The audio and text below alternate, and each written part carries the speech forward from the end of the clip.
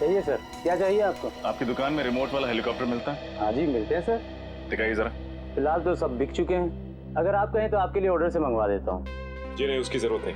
आप हमें सिर्फ ये बताइए कि उस हेलीकॉप्टर पे गन और कैमरा क्यों फिट किया आपने? गन कैमरा, ये क्या कह रहे हैं आप लोग? बिल्कुल ठीक कह रहे हैं हम। हमें अच्छी तरह से मालूम है कि उस तरह के हेलीकॉप्टर सिर्फ आपकी दुकान पे मिलते हैं, इसलिए आप ये बताइए कि उस हेलीकॉप्टर पे आपने गन और कैमरा क्यों फिट किया? ये आप लोग बेवजह मुझे बदनाम कर रहे हैं।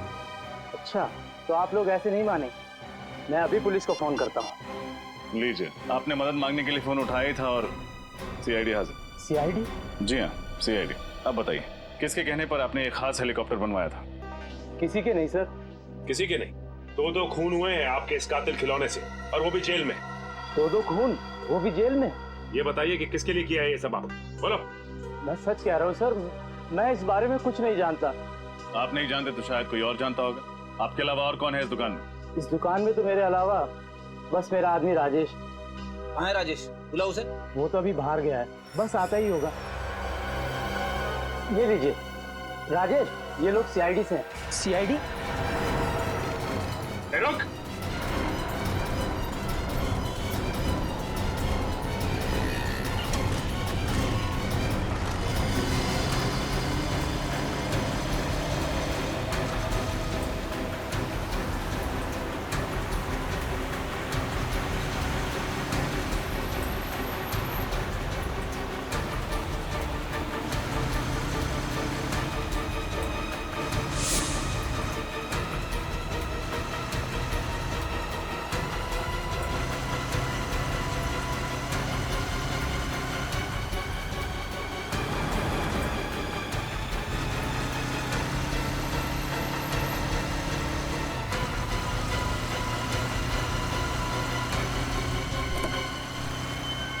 तेरी तो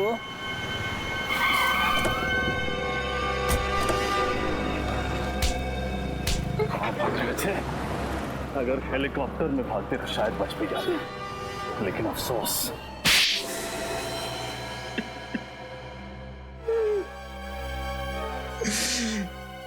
गलती हो गई साहब, मैंने जो कुछ भी किया पैसों के लिए किया। उस आदमी ने मुझे 50,000 रुपए दिए थे हेलीकॉप्टर में गन फिट करने के लिए। पैसों के लालच में तुमने एक खूनी की मदद की? गलती हो गई साहब, दोबारा ऐसी गलती कभी नहीं करूं। जेल से निकलोगे तो दोबारा करोगे ना? किसने पैसे दिए थे? पता नहीं, उसका ना तो नंबर याद है, ना एड्रेस, और ना ही नाम। चेहरा याद है उसका? शक्ल थोड़ी थोड़ी याद है उसकी। कम से कम कुछ तो याद आया इसे श्रेया। इससे स्केच बनवा लेते हैं और अपने क्रिमिनल डाटाबेस में चेक करते हैं, हो सकता है ये कोई पुराना अपराधी हो।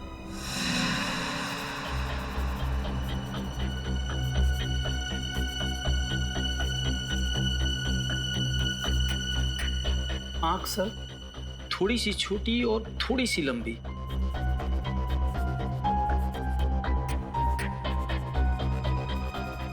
ये सही। होठ बिल्कुल सही, ऐसा है।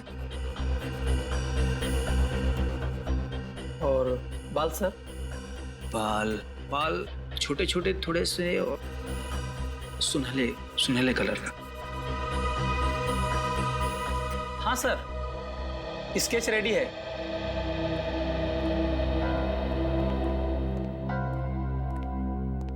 ये वही आदमी है? यस मैम, वही है। श्रेया, काम कर, अपने क्रिमिनल डाटाबेस में देखो, हो सकता है पुराना क्रिमिनल हुई। सर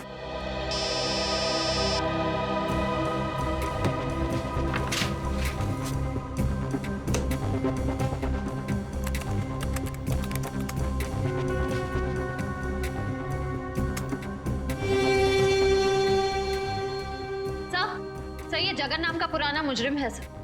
ठीक है, मैं बाद में फोन करता हूँ। सर चोरी चकारी के जुर्म में कई बार जेल की चक्की भी पीस चुका है।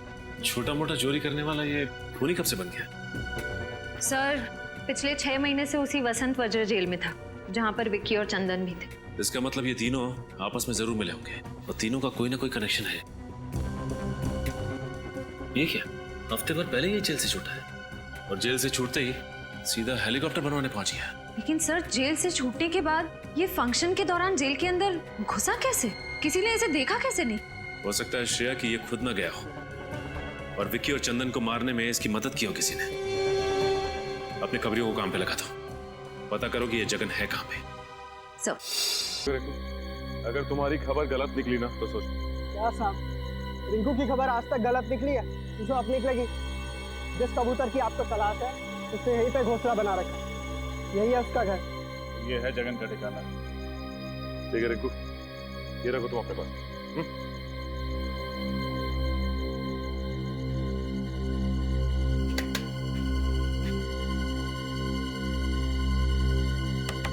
कौन है?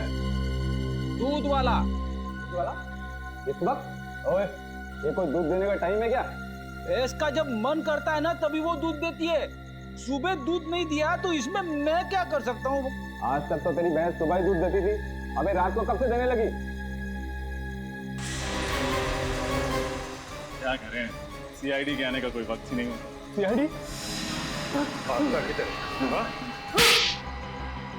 बोल, क्यों मरवाया तूने विक्की और चंदन को? मेरी कोई दुश्मनी नहीं थी विक्की और चंदन के साथ। अगर तेरी कोई दुश्मनी नहीं थी तो उन्हें मरवाया क्यों तू? पैसों के लिए। किसने दिए थे पैसे? बताओ किसने दिए थे पैसे तुम्हें ये सब काम करवाने के लिए?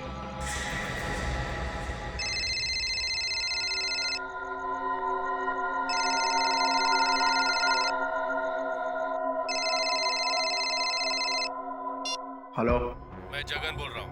मैंने तुमसे कहा था ना, तुम मुझे कभी फोन मत करना। देखो मैं तुमसे मिलना चाहता हूँ। तुम्हारा दिमाग तो खराब नहीं हो गया? देखो तुम्हें मुझसे मिलना ही पड़ेगा, नहीं तो मैं। नहीं तो क्या धमकी दे रहे हो मुझे? आज रात 9:30 बजे ज्वाला रोड इंतजार करूंगा। अगर नहीं आए तो। नहीं आए तो क्या कर लोगे?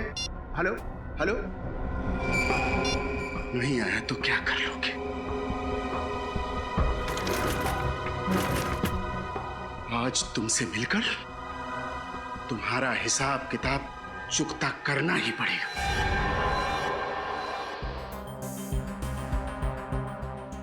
अब तो मैंने आप लोगों का काम कर दिया है, अब मैं जाऊं सर? अरे ऐसे कैसे जाने दे? अभी तक तो तुमने इंसाफ का आटा गूंदा है, प्रायश्चित की रोटी तो पकानी अभी बाकी है। इंसाफ का आटा, प्रायश्चित की रोटी? मैं कुछ समझा नहीं सर। तुमने खूनी को हमारे बनाए हुए जाल में तो बुला लिया, लेकिन तुम्हारा काम अभी खत्म नहीं होता है।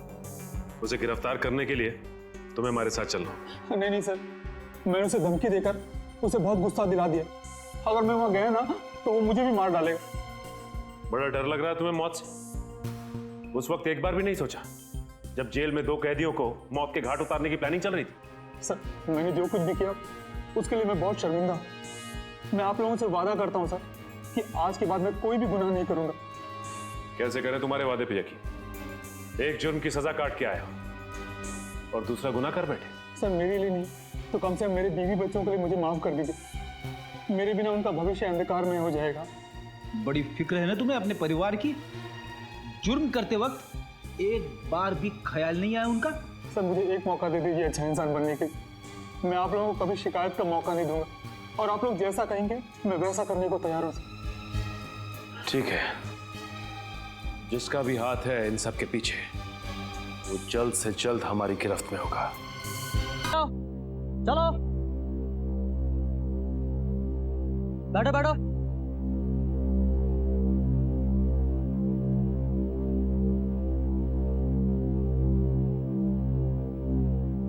आप सब लोग का स्वागत है। अब कार्यक्रम का आनंद लीजिए।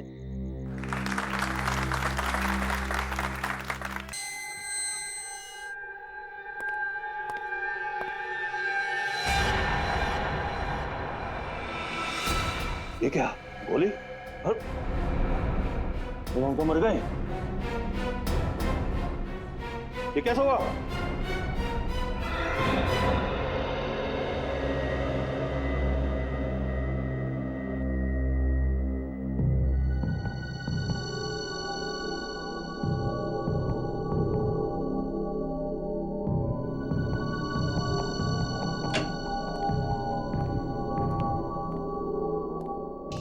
मेरी अनमोल चीज कहाँ चली गई?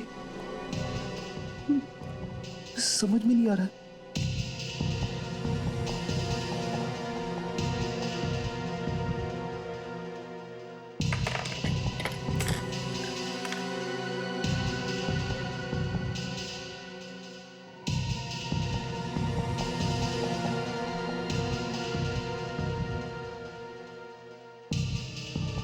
एसीपी साहब का डेस्क चेक करूं क्या? अरे नहीं, अगर उन्हें पता चल गया तो वो मुझ पे बहुत गुस्सा हो जाएंगे।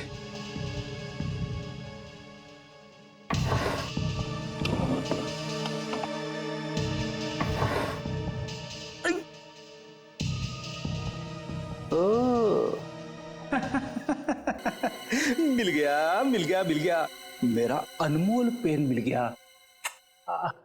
अब मुझे कवि बनने से कोई नहीं रोक सकता।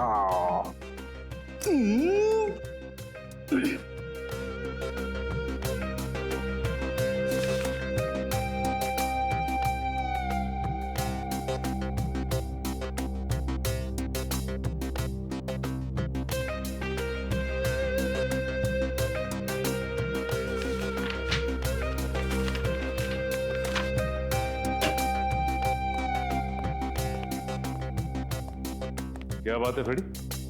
अपने आप से क्या बातें कर रहे हो? बात ही कुछ ऐसी है। भाई ऐसी क्या खुशी की बात है, हमें भी तो बताओ। सुनना तो आपको पड़ेगा ही। मैं जानता हूं सर, एक आप ही है जो मेरी कला की कदर करते हैं। तुम्हारी कला की कदर? ये कागज क्यों फैला है यहाँ पे? इन्हें कागज मत कहिए सर, ये एक कवि के दिल के अनमोल रतन है। कवि के दिल के अनमोल रतन? लेकिन ये कवि कहाँ है? यहीं पे है, इसी बीरो में, आपके सामने खड़ा है। तुम कवि भी हो? क्या बात है। मैंने ऐसी ऐसी कविताएं लिखी है सर, जिन्हें सुन के आपका दिल पसीज जाएगा, आपकी आंखों में से आंसू बहने लगेंगे। तो क्या बात है, सुनाओ। सुनाऊं?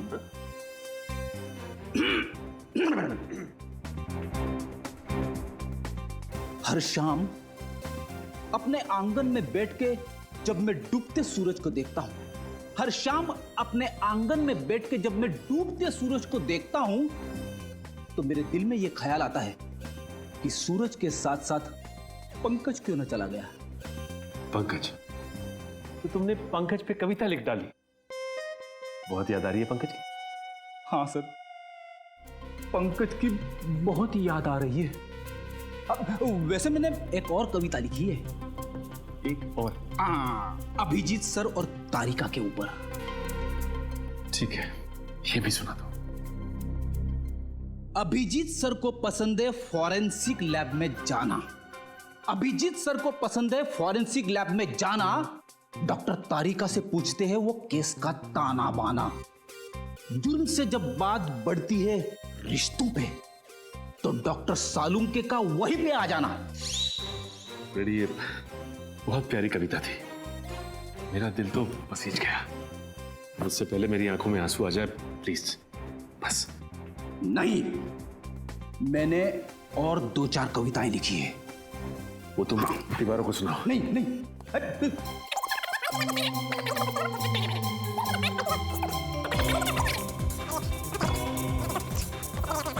प्लीज फ्रेडी, बस बस प्लीज। थैंक गॉड, सही समय पे फोन आ गया। हेलो? क्या खून? दो खून हो, वो भी जेल में?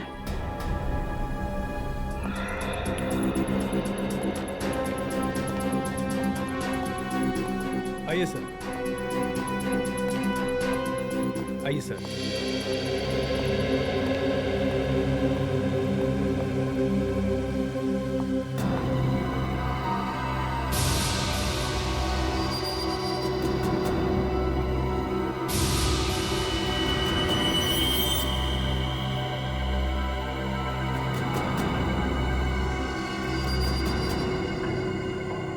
शरीर पे और कहीं भी कोई चोट या जख्म का निशान नहीं है। इसकी मौत गोली लगने की वजह से ही हुई है।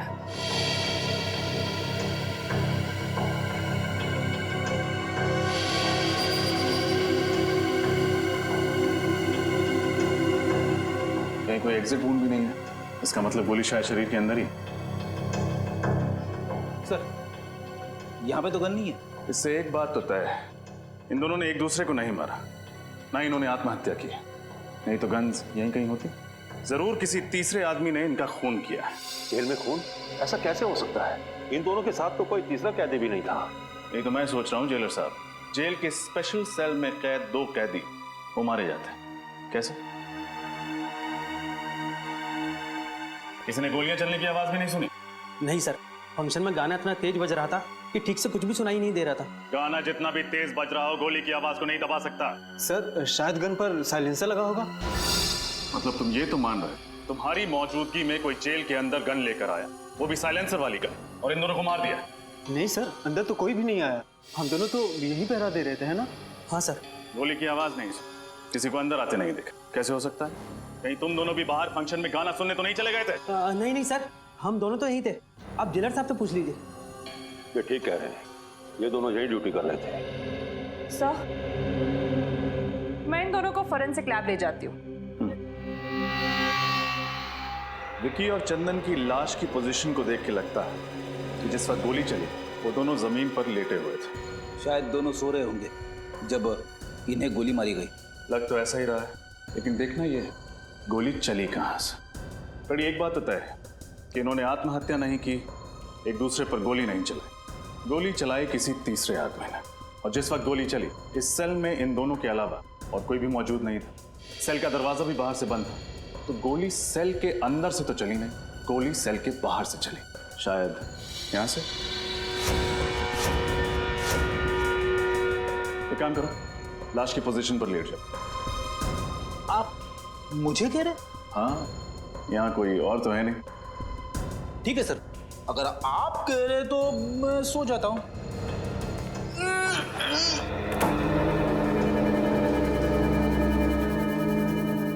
Ready ready? अरे सर, सचमुच गोली मत मार देना। घबराओ मत, बंदूक खाली है।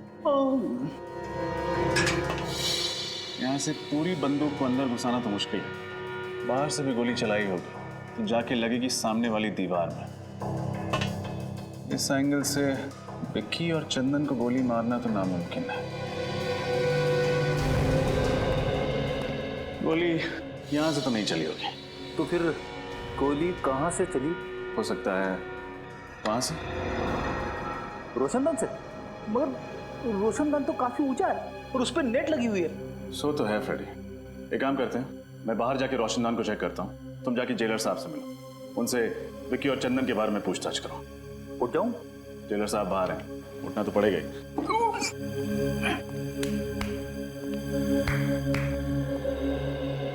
जेलर साहब, ये विकी और चंदन किस जुर्म की सजा काट रहे थे?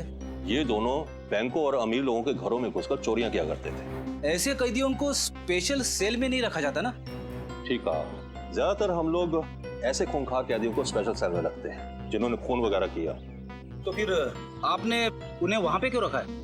नाक में दम कर दिया था इन्होंने, रोज किसी न किसी के साथ मारा मारी झगड़ा, इसलिए मैंने इन दोनों को दूसरे कैदियों से अलग कर दिया। झगड़ा मारा मारी? फिर तो काफी दुश्मन बना लिए होंगे इन दोनों ने इस जेल में। कोई भी कैदी इन्हें पसंद नहीं करता था। जेलर साहब, खून किसी कैदी ने किया है, लेकिन सर उनकी सेल के बाहर हमेशा सिक्योरिटी गार्ड का पहरा रहता था। इतनी सिक्योरिटी होने के बावजूद भी 2 खून हो चुके हैं। एक तो मैं सोच रहा हूँ, जबकि हमारे जेल के अनुशासन और नियम बहुत कड़े हैं, उसके बावजूद 2 कैदियों का कत्ल हो गया। हर आदमी की जांच पड़ताल की जाती है, हर चीज की जांच पड़ताल की जाती है, बावजूद उसके मुझे तो अभी तक यकीन नहीं हो रहा कि हमारे यहाँ ऐसा हो गया। आपको यकीन करना पड़ेगा जेलर साहब, क्योंकि हकीकत यह है कि आपकी निगरानी में 2 खून हो चुके हैं। कैदियों से मिलने कौन कौन विजिटर्स आते थे, उन सब की लिस्ट चाहिए मुझे। ठीक है।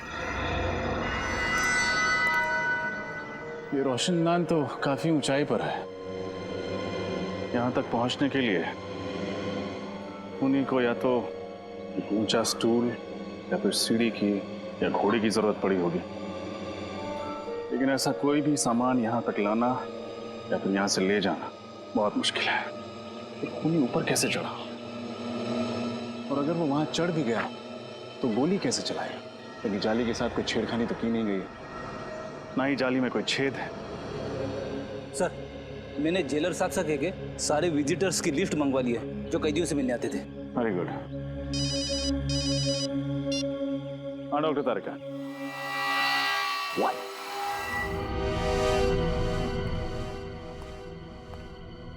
क्या तारिका जी, आपने तो मेरा दिमाग ही घुमा दिया। मैं क्या कर सकती हूँ रजत? मैं वही कह रही हूँ जो सबूत मुझे बता रहे। ये दोनों कैदियों पर 2 अलग अलग एंगल से ही गोलियां चली है। लेकिन अलग अलग एंगल से कैसे? विक्की पर जो गोली चली है वो करीबन 60 डिग्री एंगल से चली है। 60 डिग्री मतलब गोली यहां से चली? हाँ, और चंदन पर जो गोली चली है वो करीब 20 डिग्री एंगल से चली। 20 डिग्री मतलब यहां से? हाँ। तो क्या खूनी ने घुटने पे बैठकर गोली चलाई थी? अब एंगल तो यही दिखा रहा है। हाँ, मेरा दिमाग और भी चक रहा है। आपका कहना है कि गोली सेल के अंदर से चली, लेकिन यहाँ किसी भी तीसरे आदमी के होने की कोई संभावना है? हमने पूरा सेल चेक किया, यहाँ कोई भी खुफिया रास्ता नहीं। सिर्फ एक रास्ता है लोगों के अंदर आने का, और वो है ये दरवाजा। सर, ये किसी अंदर वाले का काम तो नहीं है? हो सकता है। ये लीजिए सर, जो जो इन कैदियों से मिलने आता था उन सारों नामों की लिस्ट। Thank you.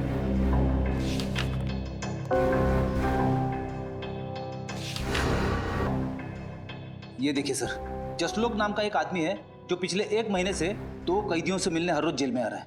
दोनों कैदियों के नाम? मुन्ना और जकोटा। मुन्ना और जकोटा से मिलते हैं। जल्दी आओ। ये मुन्ना है और ये जकोटा। स्पेशल सेल की 7 वाली जेल में रखा गया है इनको। मुन्ना और जकोटा किस जुर्म की सजा काट रहे हैं तुम? लुटेरे हैं तुम। सुनसान हाईवे पर मुसाफिरों को रोककर उनके पैसे गहने वगैरह छीन लेते हैं। पर कभी किसी मुसाफिर का नुकसान नहीं किया साहब। मुसाफिरों को नुकसान नहीं पहुंचा, लेकिन जेल के अंदर 2-2 खून कर दिए। 2-2 खून? साहब ये क्या कह रहे हैं आप? किसी का खून करने के बारे में हम कभी सोच भी नहीं सकते। बनो मत। विक्की और चंदन के साथ तुम दोनों का 36 का आंकड़ा था ना? 36 का नहीं, 37 का कहिए। कोई दिन ऐसा नहीं गया जब इन दोनों की उन दोनों के साथ तू मैं ना हुई हो। कई बार तो हाथापाई की नौबत आई है। साहब, विक्की और चंदन को तो आपने अलग सेल में बंद कर दिया था, फिर हम उन्हें कैसे मार सकते हैं साहब? मार सकते हैं, जरूर मार सकते हैं, अपने उस साथी की मदद से जो पिछले 1 महीने से हर रोज तुम दोनों से यहाँ मिलने आता। साथी? आप लोग किस साथी की बात कर रहे हैं साहब? जसलोक की बात कर रहे हैं। जसलोक? वो तो वो क्या? जसलोक का नाम सुनते ही तुम दोनों के पसीने के छूटने लगे। आप लोग गलत समझ रहे हैं साहब। हमारा और जसलोक का ऐसा कोई इरादा नहीं था साहब। तो फिर क्या इरादा था? सच सच बता दो, वरना जसलोक से तो सच निकलवा ही लेंगे हम। अब हमें सब सच बता देना चाहिए, ना 2-2 कत्ल का इल्जाम हमारे सर पे आ जाएगा। आपस में खुसुर-पुसुर करने से कुछ नहीं होगा। जल्दी बोलो क्या बोलना है। साहब, विक्की और चंदन हमारे दुश्मन नहीं, दोस्त थे। झूठ, फिर से झूठ। नहीं साहब, हम सच कह रहे हैं साहब। हम चारों जसलोक की मदद से जेल तोड़ के भागने की साजिश कर रहे थे। जेल तोड़कर भागने की साजिश? हाँ साहब, इसीलिए उस दिन हमने जेल में झगड़े का नाटक किया था, ताकि आप लोगों को हमारे ऊपर शक ना हो। इतना बड़ा धोखा, इतनी बड़ी साजिश। देखो, अगर ये बात गलत निकली ना तो। आप फिक्र मत कीजिए जेलर साहब, जब भी जसलोक हमारे हाथ लगेगा सच तो बाहर आ ही जाएगा। किसी और पर शक है आपको?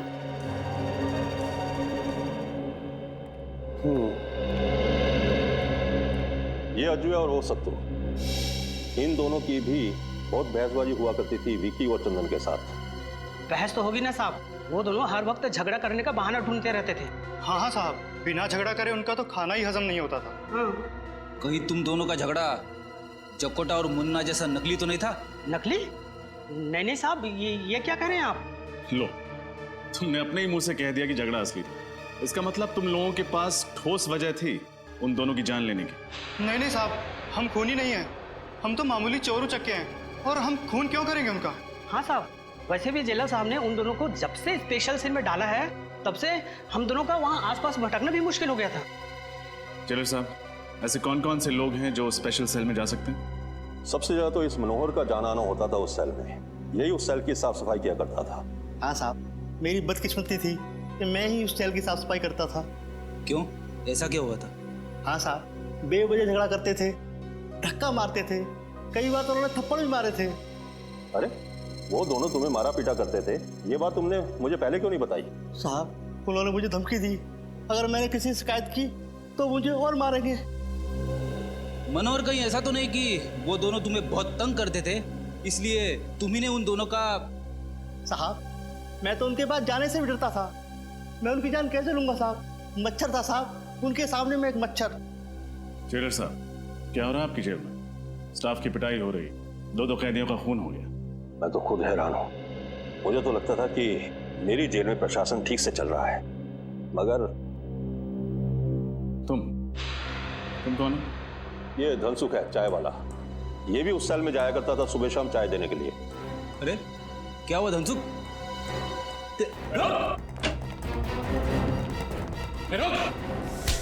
मुझे छोड़ दीजिए साहब, मुझे छोड़ दीजिए।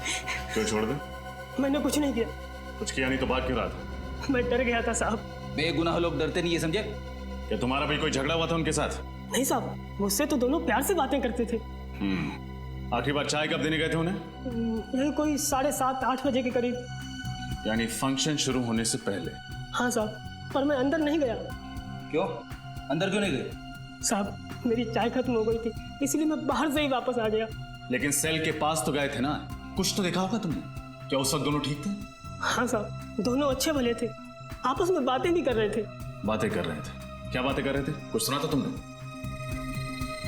हाँ साहब, याद आया। क्या है? क्या बात है? अरे भाई ये क्या मुसीबत है? मच्छरों ने काट काट कर बेहाल कर दिया है, जीना आराम हो गया है। हाँ? अरे मच्छर काट रहे हैं तो मच्छरदानी मंगवाऊं? जाओ और चुपचाप सो जाओ। अरे यहाँ बैठना मुश्किल हो रहा है और सोने की बात कर रहे हो? पता नहीं ऊपर से ये रोशनदान की जाली किसने निकाल दी है। अब तो मच्छरों की ऐसा है यहाँ पे। तुम लोगों का ना रोज रोज का नाटक हो गया है। कभी मारपीट करते हो, कभी गुंडागर्दी करते हो, तो कभी मच्छर का बहाना करते हो। यार चुपचाप सो जाओ। अरे धनसुख इधर आ तू और चाय पिला। वहाँ गया खड़ा है, इधर आ। चाय खत्म हो गई, अभी लाता हूँ थोड़ी देर में। भाई मेरे लिए चाय खत्म हो गई, जा जल्दी लेके आ। ओह, तो ये बातें हो रही थी। मगर सर, जब हम पहली दफा स्पेशल सेल में आए तब तो रोशनदान के ऊपर नेट लगा हुआ था ना? हाँ फ्रेडी, मैं भी यही सोच रहा हूँ। हुआ कुछ ऐसा होगा कि फंक्शन से पहले ही मौका पाकर खूनी ने रोशनदान से नेट हटा दिया होगा। फिर उसने फंक्शन के शुरू होने का इंतजार किया होगा। जैसे ही फंक्शन शुरू हुआ, सब लोग बाहर चले गए और खूनी ने विक्की और चंदन को गोली से मार दिया। फिर वापस भागने से पहले उसने रोशनदान पर नेट वापस लगा दिया।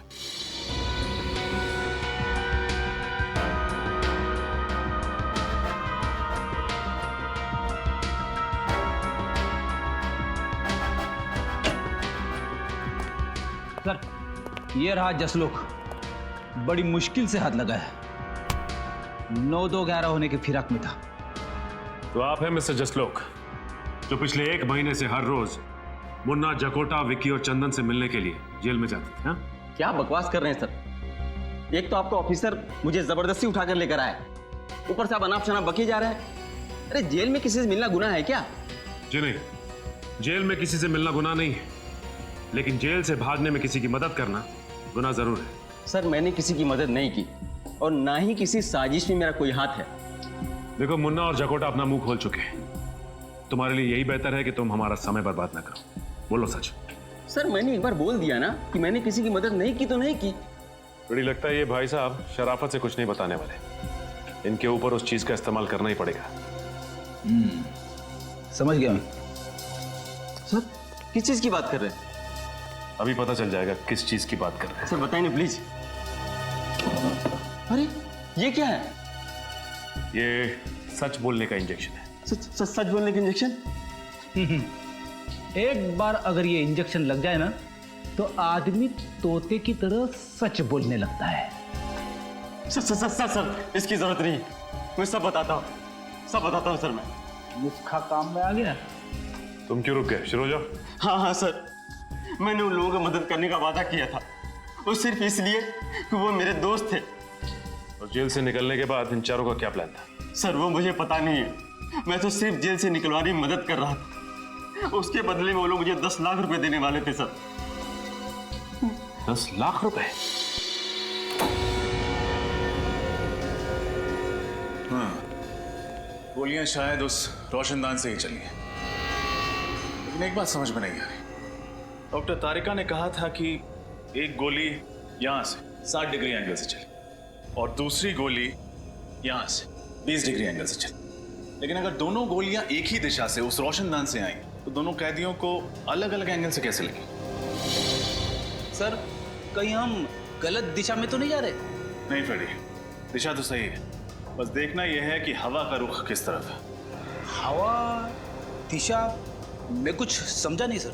मेरे कहने का मतलब यह है कि इन दोनों कैदियों के खून का उस रोशनदान से कोई ना कोई संबंध जरूर है, लेकिन क्या ये समझ में नहीं आ रहा।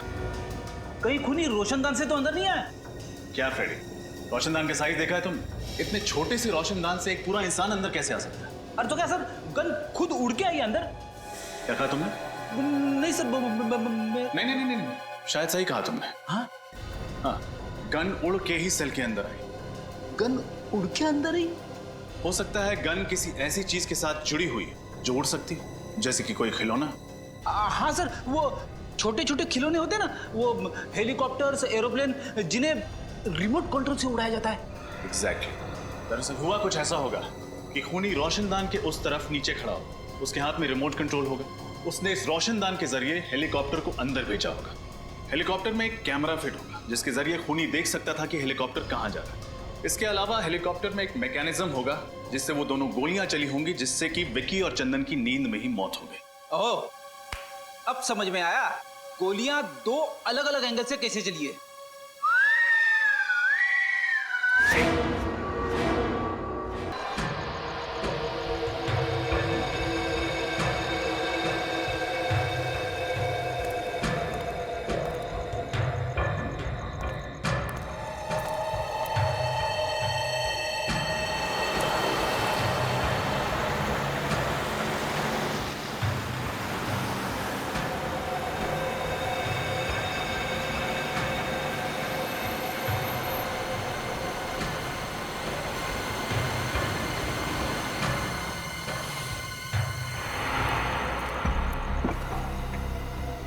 अच्छा हो जो तुम आ गए।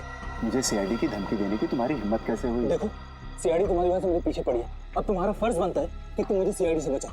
अच्छा, मैंने जो तुमसे काम करवाया उसकी कीमत मैं दे चुका हूँ और तुम्हें सीआईडी से बचाने का मैंने ठेका नहीं ले रखा। देखो, मुझे फांसी पे नहीं चढ़ना, तुम्हें सीआईडी से बताना ही होगा कि असली गुनहगार तुम हो, समझे ना? अच्छा, मुझे लगता है तू ऐसे नहीं मानेगा। तेरा तो एक ही इलाज है। नहीं, इतना बड़ा धोखा। सीआईडी के सामने गोलीबारी अच्छी बात नहीं है।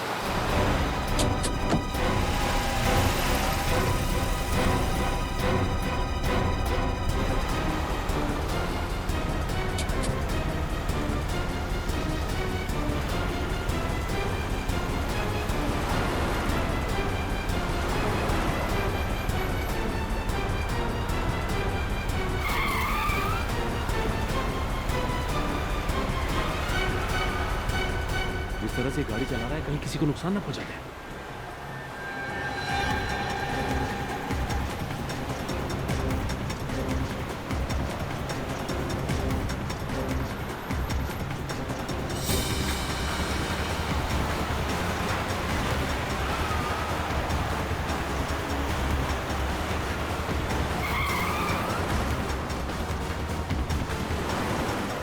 टायर पे गोली मारो।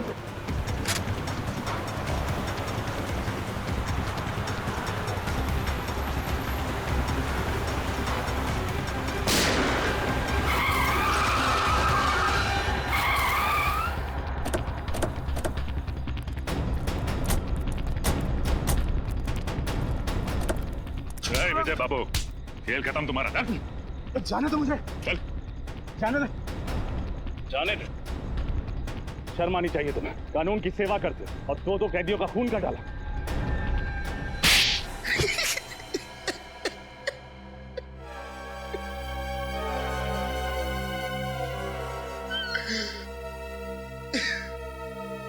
मैंने उन लोगों को मारने का इरादा बहुत पहले ही कर लिया था। इंतजार था तो बस एक सही मौके का, और वो मौका मुझे मिला जेल के उस फंक्शन के दौरान। क्यों? ऐसा क्या किया था उन दोनों ने तुम्हारे साथ, जो पुलिस में होते हुए भी तुमने कानून को अपने हाथ में लिया? उन लोगों ने मेरी बहन के घर चोरी तो की ही थी, साथ ही साथ उन्होंने मेरी बहन अर्चना के साथ छेड़छाड़ और जबरदस्ती की थी। क्या?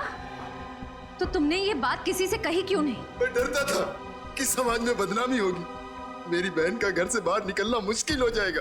बस इसी डर से मैं अपना मुंह बंद करके बैठा था, और विक्की और चंदन इसी डर का फायदा उठाकर मुझे ब्लैकमेल करने लगे थे। नजरें क्यों चुरा रहे हो विजय बाबू? लगता है हमें देखकर विजय बाबू की आंखों में आंसू आ जाते हैं, इसलिए नजरें चुरा लेते हैं। क्यों? पर चंदन, हमें देखकर विजय बाबू को रोना क्यों आता है? क्योंकि शायद इसे अपनी बहन अर्चना की याद आ जाती है।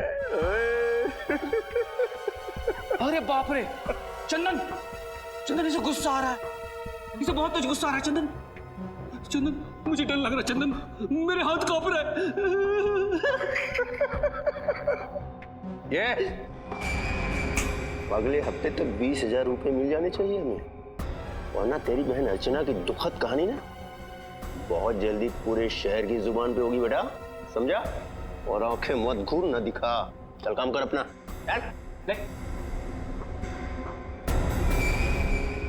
हंस लो, जितना हंसना है हंस लो।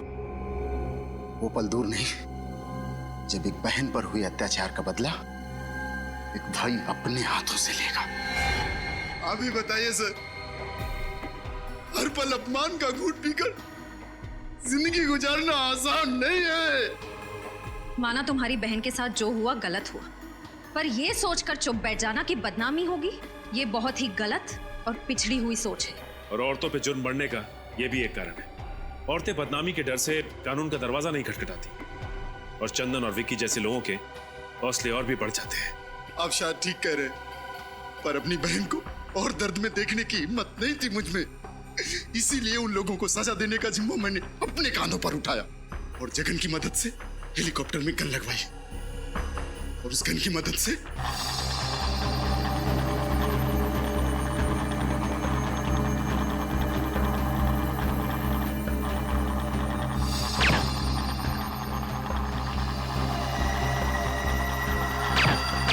माना कि तुमने जो किया अपनी बहन का बदला लेने के लिए किया, पर अगर बदले की आड़ में हर इंसान जुर्म करने लगे तो समाज में जंगल राज फैलने में देर नहीं लगेगी। मैंने जिन लोगों को मारा वो कोई अच्छे लोग नहीं थे। ये सही है कि वो लोग अच्छे नहीं थे, लेकिन गुनाह तो फिर भी गुनाह होता है, और तुम्हें क्या सजा देनी है ये अब अदालत तय करेगी।